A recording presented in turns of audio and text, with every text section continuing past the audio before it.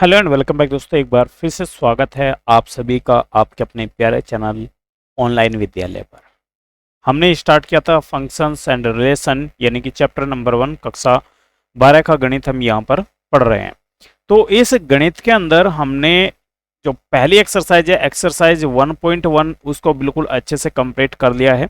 अब बढ़ने वाले हम नेक्स्ट एक्सरसाइज का नाम है फलनों के प्रकार। ठीक है, यानी कि एक्सरसाइज 1.2 की हम यहाँ पर बात करने वाले। तो आज की क्लास में हम देखने वाले हैं जो फलनों के प्रकार है वो कौन कौन से होते हैं, ठीक है, और इन्हें कैसे सोल्व किया जाता है उसको हम समझेंगे और एक्सरसाइज को शुरू करेंगे। तो यहाँ पर हम देखने वाले हैं टाइप्स ऑफ फंक्शंस। तो देखो रिलेशन जो था वो हमने पढ़ लिया। अब रिलेशन के बेस पर जो फंक्शंस होते हैं उनको हमें यहाँ पर डिस्कस करना है और ये हमारे लिए बेहद ज्यादा जरूरी है। इस चीज को आप सभी याद रखें, ठीक है ना। ये क्या है, हमारे लिए बेहद ज्यादा जरूरी है।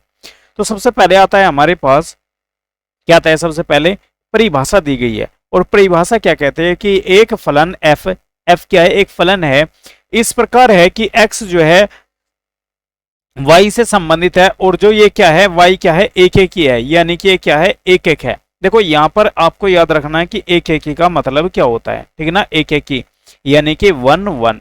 तो इंग्लिश में भी याद रखना है और हिंदी में भी याद रखना है, ठीक है। इसी का ही दूसरा नाम क्या है, इसी का ही दूसरा नाम है एक एक, ठीक है ना, एक एक। और इसे क्या कहते हैं, इसे कहते हैं इंजेक्टिव, ठीक है ना, इसे क्या कहते हैं, हम इंजेक्टिव कहते हैं, ठीक है ना।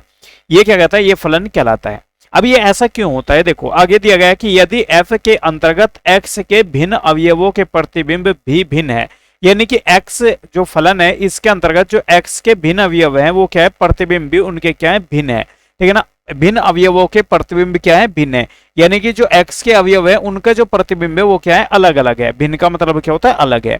अर्थात प्रत्येक x1, x2 बिलोंग करता है किससे, x से, और क्या होता है, fx1 बराबर होता है किसके, fx2 के। इसका मतलब होता है कि x1 बराबर किसके, x2 के है, ठीक है। या फिर हम इसे कह सकते हैं कि जो f क्या होगा वो एक बहु एक यानी कि मैनी वन फलन कहलाता है। जब x बराबर क्या होता है, x2 होता है, तब उसे हम क्या कहते हैं, उसे हम कहते हैं मैनी वन फलन। यानी कि जब x1 बराबर क्या होता है, x2 के होता है, तब जो फलन होता है वो क्या कहलाता है, वो कहलाता है हमारा क्या, बहु एक, बहु एक, ठीक है ना।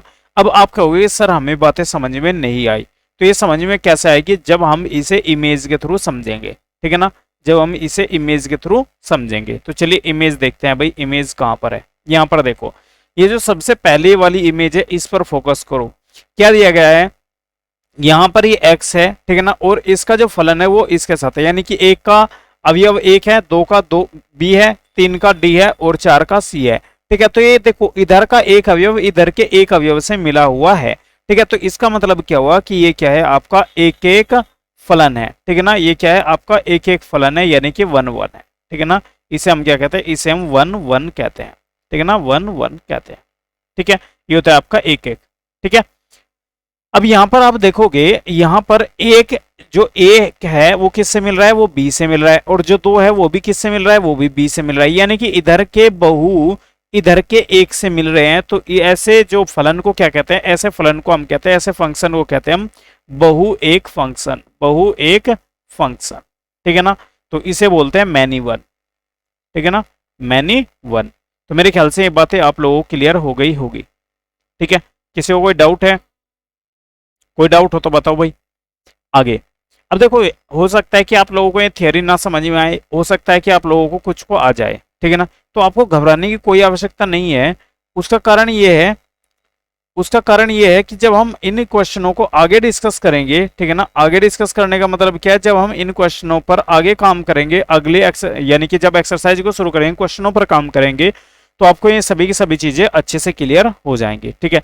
तो नेक्स्ट है परिभाषा। परिभाषा 6, ये क्या है, फलन x इस प्रकार है कि x क्या है, वो y से संबंधित है, और इनके बीच में जो फलन है वो क्या है, वो आच्छादक है, ठीक है ना, आच्छादक।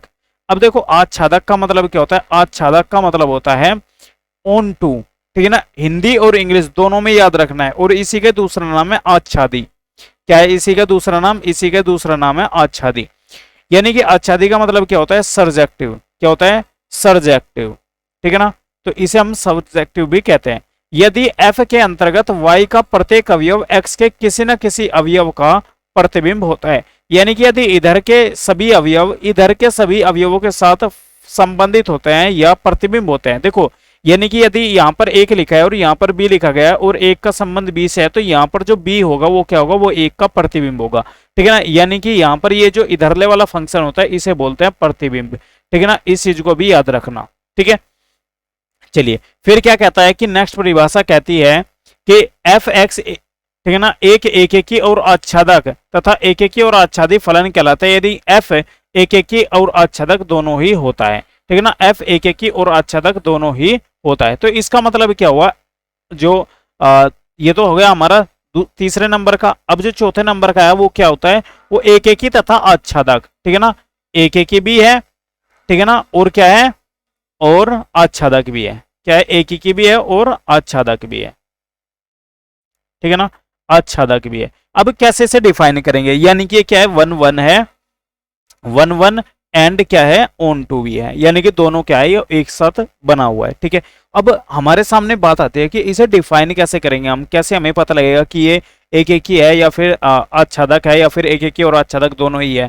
ठीक है, तो यहाँ पर आप लोगों के सामने मैंने एक इमेज ली हुई है। ठीक है ना, देखो यहाँ पर देखो, इस धर के सभी अवयव इधर के सभी अवयवों से मिले हुए हैं। ठीक है ना, इधर के सभी अवयव इधर के सभी अवयवों से मिले हुए हैं, यानी कि एक का भी प्रतिबिंब ए है और दो का भी प्रतिबिंब ए है। ठीक है ना, 3 का प्रतिबिंब बी है और 4 का प्रतिबिंब बी है, यानी कि इधर के जितने भी अवयव थे वो इधर के सभी अवयवों से संबंधित है, सभी के प्रतिबिंब है।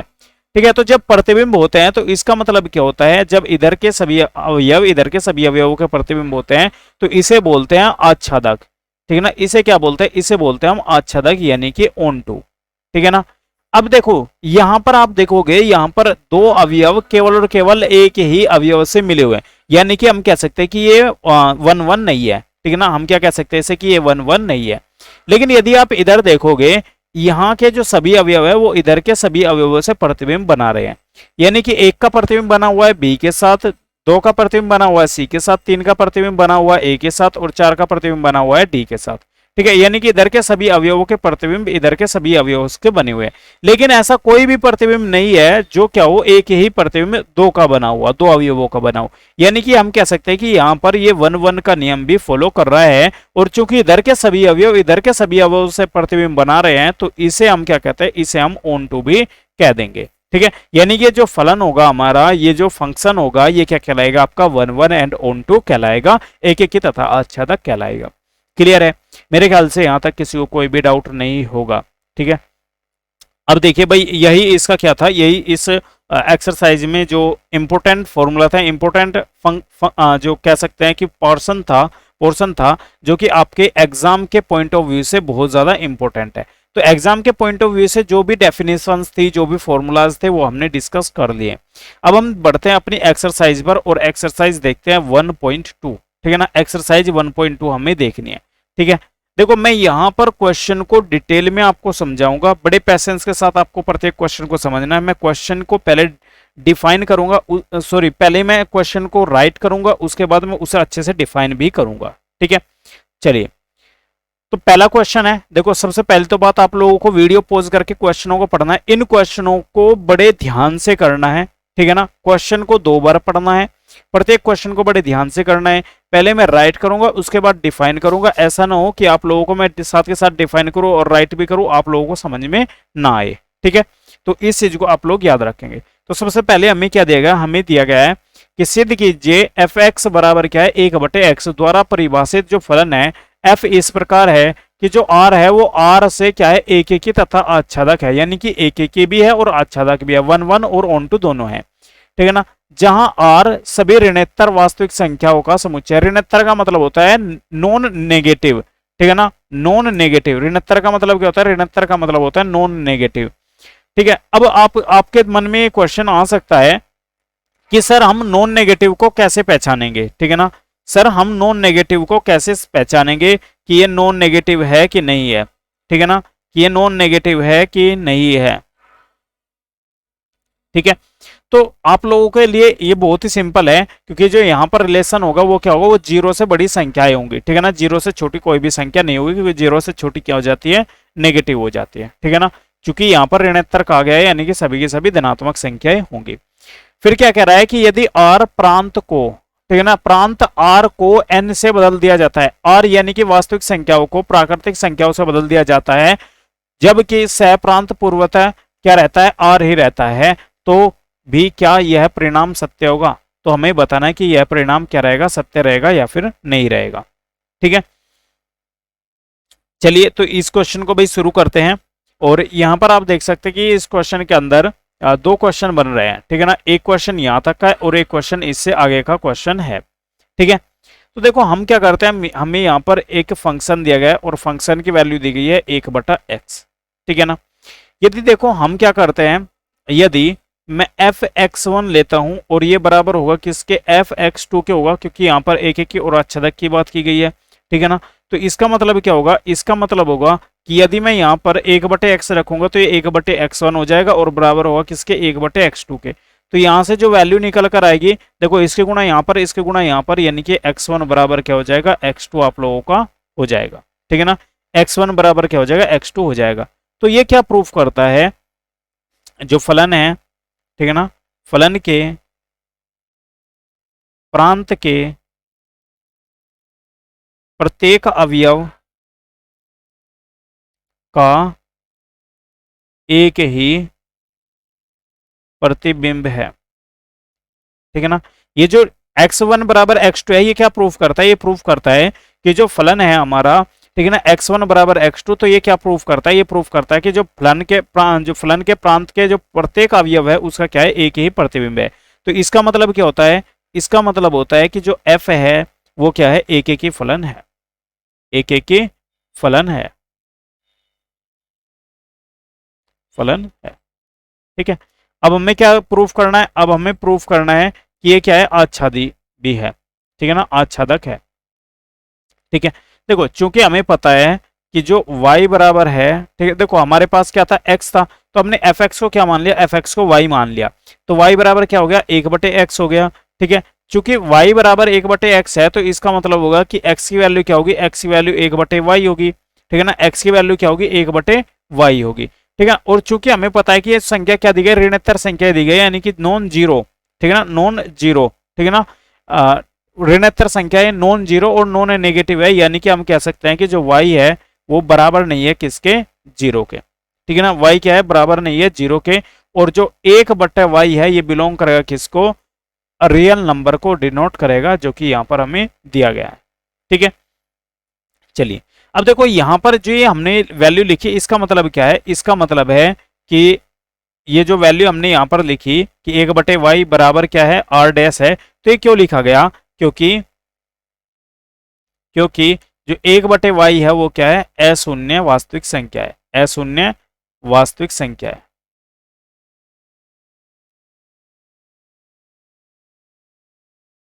ठीक है, ये क्या है, 1/y क्या है, अशून्य वास्तविक संख्या है। ठीक है, चलिए देखो यहां पर आप एक बात देखोगे, x बराबर क्या है, 1/y है, और y बराबर क्या है, 1/x है, यानी कि यहां से हमें एक चीज समझ में आ रही है कि 1/y का प्रतिबिंब क्या होगा, x, और 1/x का प्रतिबिंब क्या होगा, y होगा, यानी कि इस प्रत्येक अवयव का क्या होगा, जो प्रतिबिंब होगा वो क्या होगा, एक ही अवयव होगा। तो यहां पर हम लिख सकते हैं, यहां पर हम लिख सकते हैं कि जो सहप्रांत है, ठीक है ना, सहप्रांत का प्रत्येक अवयव, सहप्रांत का प्रत्येक अवयव प्रांत के क्रम से एक ही अवयव का प्रतिबिंब है। ठीक है, इसलिए हम क्या कह सकते हैं, इसलिए कह सकते हैं जो f है, यानी कि जो फलन है, ठीक है ना, फलन, फलन क्या है, f, ठीक है ना, क्या है, एक ही फलन है, सॉरी एक ही नहीं, आच्छादक फलन है, ठीक है ना, एक आच्छादक फलन है।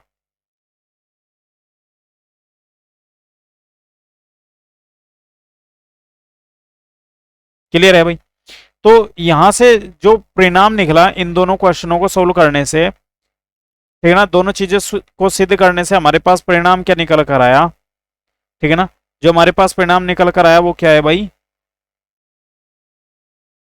परिणाम है कि जो फलन है, फलन एफ क्या है, ये एक एकेकी है तथा आच्छादक है। ठीक है भाई। अब हम बात करते हैं इसी क्वेश्चन के पार्ट बी की। ठीक है ना। बी पार्ट का मतलब है जो ये वाला फंक्शन था, एक बार इसे दोबारा पढ़िए। क्या कहता है कि यदि प्रांत आर स्टार को एन से बदल दिया जाए, जबकि जो सह प्रांत है, ठीक है ना, जो सह प्रांत है आर डैश वही रहेगा। ठीक है।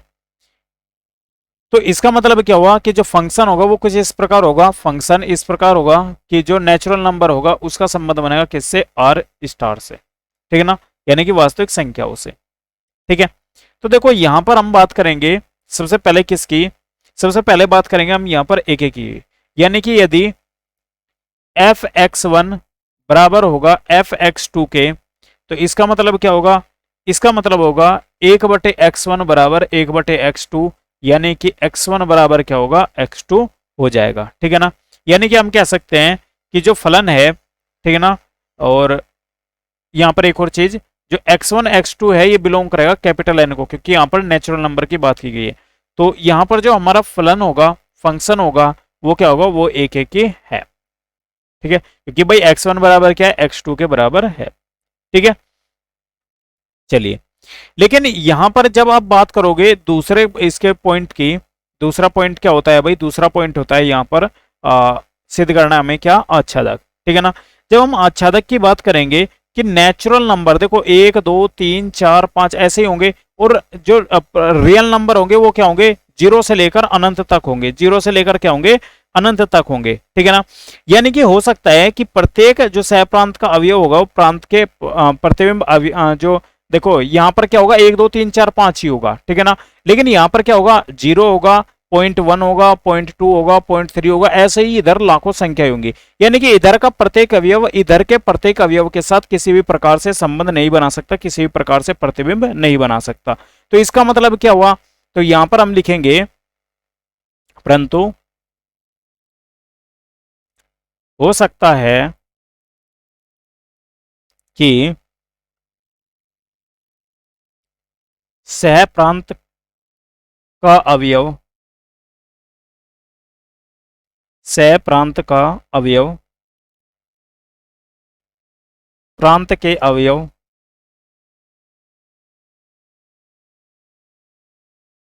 का प्रतिबिंब न हो।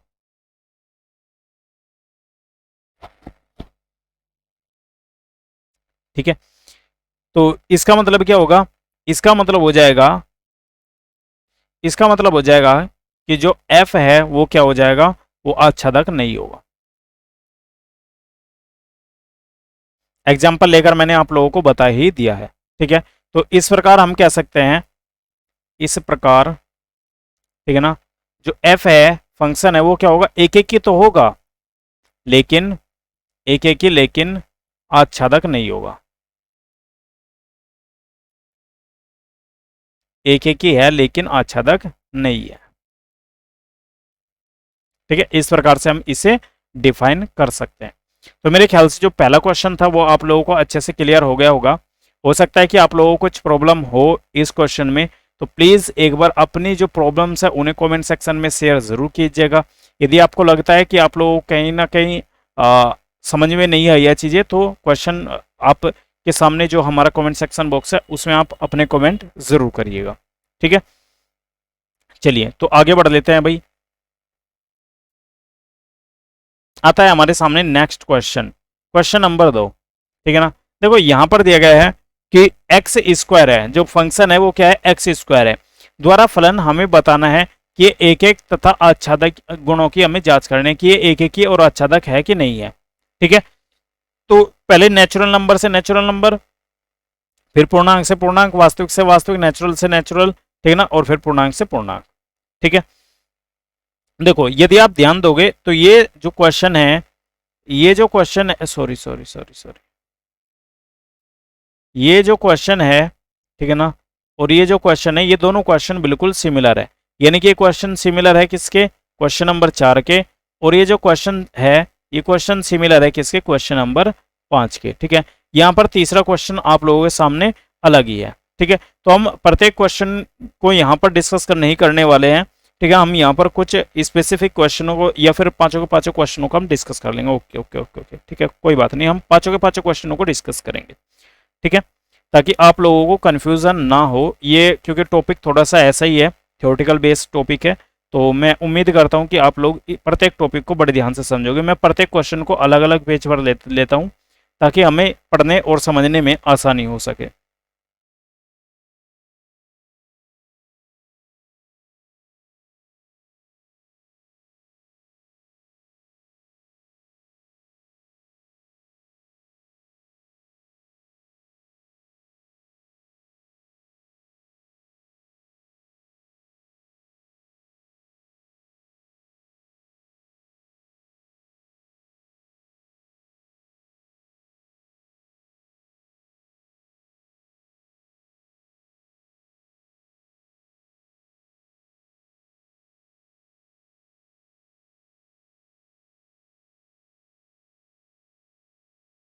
चलिए, क्वेश्चन नंबर 2 आप लोगों के सामने, एक बार फिर से इस क्वेश्चन को पढ़िए। क्या दिया गया क्वेश्चन में कि निम्नलिखित फलनों की एक एक तथा आच्छादी यानी कि सर्जेक्टिव गुणों की जांच कीजिए। यानी कि जो सर्जेक्टिव है इसके हमें गुणों की जांच करनी है, आच्छादी यानी कि इंजेक्टिव, और एक एक यानी कि इंजेक्टिव, और आच्छादी यानी कि सर्जेक्टिव की जांच करनी। एक एक का मतलब होता है 1 1, ठीक है ना, 1 1, ठीक है, और सर्जेक्टिव का मतलब होता है ऑन टू। ठीक है, तो चलिए भाई शुरू करते हैं हम। ठीक है, तो सबसे पहली बात हम देखते हैं यहाँ पर क्या, कि जो फलन हमें, फंक्शन हमें दिया गया है वो क्या है, वो नेचुरल नंबर से नेचुरल नंबर में। ठीक है, और यहाँ पर एक और चीज दी गई है हमें कि एफ एक्स बराबर क्या है, एक्स स्क्वायर है। ठीक है, यानी कि यदि हम एफ एक्स वन बराबर करते हैं एफ एक्स टू के, ठीक है ना, एफ एक्स टू के, तो हमें वैल्यू क्या प्राप्त होगी, एक्स वन का स्क्वायर बराबर एक्स टू का स्क्वायर प्राप्त होगा, और जो कि बिलोंग करेंगे किसको, कैपिटल एन को बिलोंग करेंगे। ठीक है ना, या फिर हम यहाँ पर ऐसे ना लिखकर ऐसे लिख सकते हैं कोमा लगाकर, कि जो x1 कोमा x2 है वो बिलोंग करेंगे किसको, कैपिटल एन को बिलोंग करेंगे। ठीक है, तो देखो यहाँ से मैं x1 का स्क्वायर माइनस x2 का स्क्वायर इधर ले आता हूँ, और बराबर क्या हो जाएगा, 0 हो जाएगा। ठीक है ना, यहाँ से मैं क्या करता हूँ, वर्गांतर वाला फॉर्मूला लगा देता हूँ, यानी कि x1 माइनस x2 और इनटू कर देता हूँ x1 प्लस x2 बराबर क्या हो जाएगा, 0 हो जाएगा। ठीक है, तो यहां से हमारे पास दो कंडीशन बनती है, यहां से हमारे पास क्या होता है, दो कंडीशन बनती है। ठीक है ना, हमें दोनों कंडीशनों को देखना है। ठीक है, तो सबसे पहली जो कंडीशन होगी ये क्या होगा, x1 माइनस x2 बराबर क्या होगा, 0, यानी कि x1 बराबर क्या होगा, x2 होगा, यानी कि प्रत्येक का एक ही अवयव होगा। ठीक है, यानी कि हम कह सकते हैं, यहां से हम क्या कह सकते हैं, यहां से हम कह सकते हैं कि जो इनकी जो वैल्यू होगी, या एक और चीज यहां पर आप थोड़ा सा इस चीज पर ध्यान दो, ये क्या लिखा हुआ है, ये लिखा हुआ है आपके पास कि x1 प्लस x2 बराबर क्या होगा, 0। देखो जब x1 माइनस x2 बराबर 0 है, तो क्या x1 प्लस x2 भी 0 होगा। ठीक है, तो यहां पर लिखेंगे कि ये मान इसका संभव नहीं है। ठीक है ना, संभव नहीं है, क्योंकि यदि इसकी वैल्यू 1 है और इसकी भी वैल्यू 1 है, तो इन्हें जब घटाएंगे तो 0 आ जाएगा, लेकिन जब जोड़ेंगे तब 0 थोड़ा आ जाएगा, तो यहां पर हम कहेंगे कि ये वैल्यू संभव नहीं है। ठीक है ना, ठीक है भाई, तो यहां पर हम इस वैल्यू को सोल्व करेंगे, और देखो हमारे पास x1 बराबर x2 आ गया है, यानी कि हम कह सकते हैं कि जो f है वो क्या है, एक एक ही है। ठीक है ना, एक एक ही, यानी कि इंजेक्टिव या फिर 1 1 है। ठीक है ना, 1 1 है। क्लियर हो गया। इसके बाद यदि हम यहां पर थोड़ा सा थ्योरी पर डिस्कस करें इसकी, कि यहां सह प्रांत में ऐसे अवयव हैं जो प्रांत के किसी भी अवयव का प्रतिबिंब नहीं है। जैसे मान लेते हैं कुछ, माना 3 सहप्रांत में है।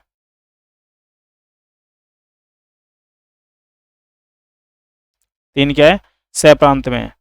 तो 3 प्रांत के किसी भी अवयव का प्रतिबिंब नहीं है। यानी कि हम कह सकते हैं कि जो फलन है वो क्या है? वो आच्छादक नहीं है। अब हो सकता है कि कुछ बच्चों को डाउट आए, ठीक है? तो मैं आप लोगों का डाउट इस जो क्वेश्चन है इस क्वेश्चन में क्लियर कर दूंगा। देखो, ये हमारे पास नेचुरल नंबर, इधर भी नेचुरल नंबर, ठीक है ना? ये हमारे पास क्या है? फंक्शन है, ठीक है ना? 1 2 3 4 5 6 7, 1 2 3 4 5 6 7 8 9, ठीक है ना? इधर देखो, फंक्शन क्या है? फंक्शन कहता है कि जो x है, एफ एक्स है, वो क्या है? बराबर है एक्स स्क्वायर के। यानी कि यदि इधर से मैं 1 लेता हूं तो 1 के स्क्वायर के बराबर इसका प्रतिबिंब बनेगा, यानी कि 1। 2 का प्रतिबिंब क्या बनेगा? 2 का स्क्वायर यानी कि 4। 3 का प्रतिबिंब 9 बनेगा। तो यहाँ पर आप देखोगे 2 3 का प्रतिबिंब नहीं बना, 4 6 7 8 का प्रतिबिंब नहीं बना, तो यहाँ पर ये एक एक ही तो होगा, एक एक ही तो होगा, क्योंकि 4 का भी प्रतिबिंब होगा, 5 का भी, 6 का भी, 7 का भी। लेकिन इधर जो प्रांत है, सहप्रांत है, इसके अंदर जो सभी अवयव हैं उनका क्या होगा? ठीक है ना? ठीक है ना? सहप्रांत में क्या होगा? कोई भी प्रतिबिंब नहीं बनेगा, इसलिए क्या होगा? ये आच्छादक नहीं होगा, ठीक है? इसलिए ये एक एक ही होगा। क्लियर है?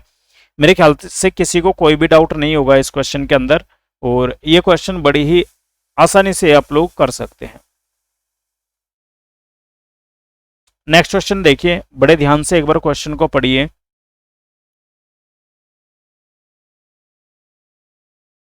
देखिए क्वेश्चन क्या कह रहा है? क्वेश्चन कह रहा है कि एफ इस प्रकार है, ठीक है ना? यहां पर दिया गया है कि एफ जो है वो इस प्रकार है कि जेड जेड से संबंधित है, या जेड जेड का प्रतिबिंब है, ठीक है ना? और फिर क्या कह रहा है कि जो एफ एक्स है वो क्या है? वो एक्स स्क्वायर के बराबर है, ठीक है ना? एफ एक्स क्या है?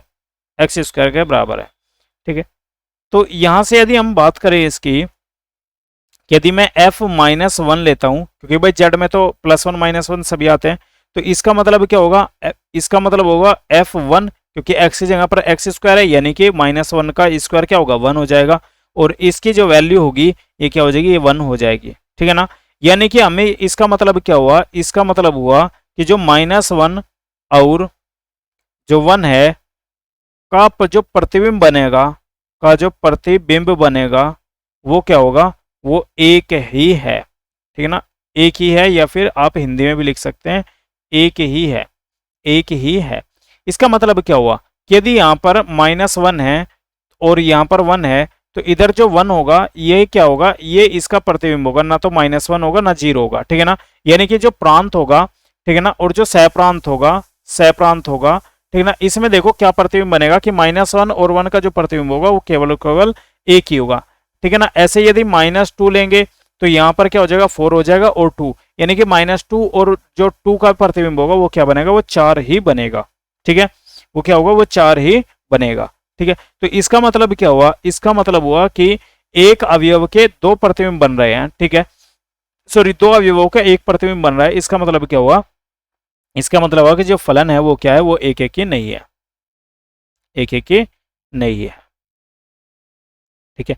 अब यदि आप यहां पर थोड़ा सा ध्यान दें तो देखो, यहां पर -1 है, 2 भी होगा, 3 भी होगा, 4 भी होगा, यानी कि 2 3 और जो 5 होगा ये तो किसी का भी प्रतिबिंब नहीं बनेंगे। इसका मतलब होगा कि ये आपका आच्छादक भी नहीं होगा। तो इसे लिखेंगे कैसे? इसे लिखेंगे साथ ही